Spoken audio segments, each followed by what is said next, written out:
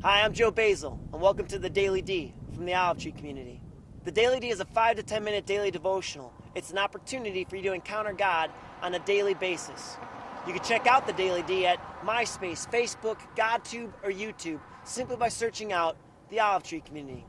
Before you begin the Daily D, you're going to have 3 things ready. 1, you're going to have a Bible, preferably a study Bible, so you can have your questions answered when you're doing the Daily D on your own. 2, you want to have an open mind. Try not to think about all the things that you've ever heard about God or been taught about God, and let the passage speak for itself to you today. 3, you want to have a soft heart. Before you begin this video, say a short prayer asking God to reveal himself to you.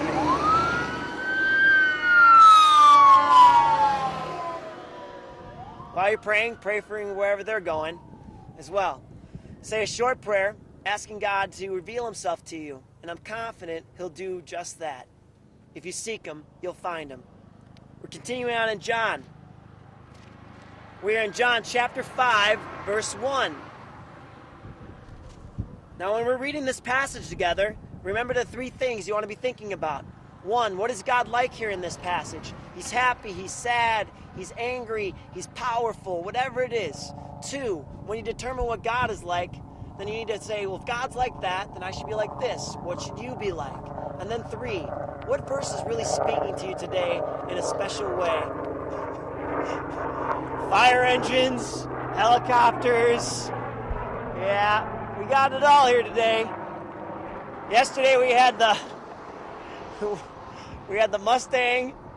So that's how devotions are. This is it, man. You're trying to spend time with God and everything crazy is going on around you. No different here. We press on though. All right. John chapter 5, verse 1. People yelling different languages at me. Hey everybody, I'm talking to God. It's the time to distract us. It's awesome. All right. So John chapter 5, verse 1. Sometime later, Jesus went up to Jerusalem for a feast of the Jews. Sometime later, referring back to what we talked about yesterday, that Jesus healed the official's son. Jesus went up for the feast of the Jews. Now there is in Jerusalem, near the sheep gate, a pool, which in Aramaic is called Bethesda, and which is surrounded by 5 covered colonnades. What incredible detail is, because this isn't a fairy tale, this isn't some made-up story. People who are reading this know this area. And so he's letting his readers, he's telling them, you know this area, you know what I'm talking about, here in this particular spot. You know where the sheep gate is, you know those colonnades. He's talking to people who know exactly what he's talking about. So he's recounting a historical event in a place that they would know exactly where it's at. So he's giving the details, and the people who are reading it would say, oh, I know where that is. Here, a great number of disabled people used to lie: the blind, the lame, and the paralyzed. One who was there had been an invalid for 38 years, unable to walk for 38 years, and they're lying there by the healing pool. When Jesus saw him lying there and learned that he'd been in this condition for a long time, he asked him, do you want to get well? Now, let me just give you a little bit of insight here. In Bethesda, that pool they're talking about there, it was believed that when the first person to get into the pool that day was the person who was going to be healed, the pool would be stirred. And then whoever got in the pool first that day, they'd be the one who was going to be healed. Now, this person is an invalid and was unable to get into the pool. And so they felt like they're never going to be the one who's going to be healed because they couldn't be first. So Jesus asked them, do you want to get well? That's an honest question. You've been here 38 years. It's a long time. Sir, the invalid replied, I have no one to help me into the pool when the water is stirred. When I'm trying to get in, someone else goes down ahead of me. So he's never been first. Then Jesus said to him, get up, pick up your mat, and walk. At once, the man was cured. He picked up his mat and walked. Purely by his word. There wasn't a big show. And I know on TV, and I'm not pointing out anybody or saying any names, but whenever we see some different Christians on TV and they show people getting healed, and that is definitely can happen. God is moving and powerful healings can happen. Whenever we see it on TV, it's always a big show and a big thing and a big dance and really overdone. And the reality is, simply by the power of God's word, by the power of the word filled with the Holy Spirit. And Jesus just simply says, get up and walk. Didn't dance around, didn't make it a big show. Take up your mat and walk. And the man was healed. The day on which this took place was a Sabbath. That's the day of rest. It's a Saturday. And so the Jews said to the man who had been healed, it is the Sabbath. The law forbids you to carry your mat. Oh my goodness. Guy's just been healed. Jesus tells him, pick up your mat and walk. And the response of Jesus' critics was, dude, it's the Sabbath. You're not allowed to do any work. This is the day of rest. Why'd you pick up your mat and why are you walking? Way to completely ignore and miss the greatness of God. Way to just take something that was beautiful and good and be able to say, oh no. You're picking up your mat and you're walking. Man, I'll tell you what, if that's not a mirror of what we do a lot today as Christians, we'll see something amazing happen. In the secular community, we'll see God do something great. But we don't see that. We ignore that. We ignore the beauty of what people are doing who aren't Christians, and God's doing something great in them. But we don't see that. All we see is the mistakes they're making. All we see is the bad that's surrounding it.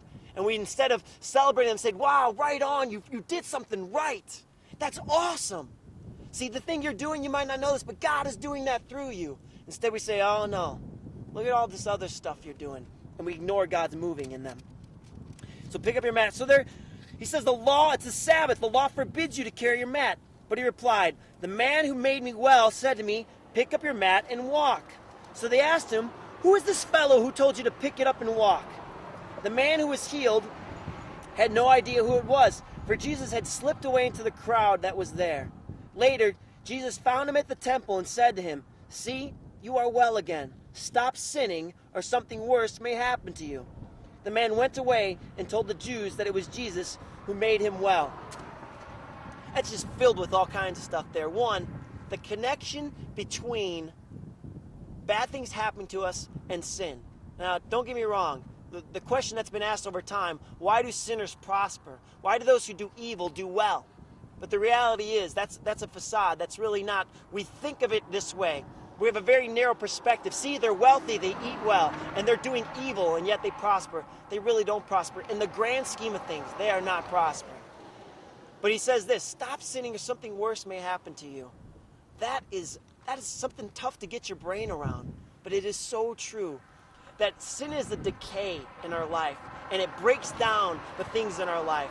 And when you are filling your life with mistakes, openly going after things that are wrong and are bad for you, it will break you down. It'll break down your relationships. It'll break down your job. It'll break down your family. It'll break down your character. It breaks you down. It's a decay. And so he says, stop sinning or something worse may happen to you. And it's interesting, here Jesus does this amazing thing for this man. And what's he do? He goes and tells the Jews that, he's like, well, I don't want to be in trouble with you guys, so the guy who made me well, it's Jesus. Wow. How many times does God do great things for us and we're so ungrateful? And we turn on him instantly. So, pause this video, take a minute, and think about what is God like in this passage? What should you be like? And then what verse is speaking to you? And we'll come back together in a few minutes here.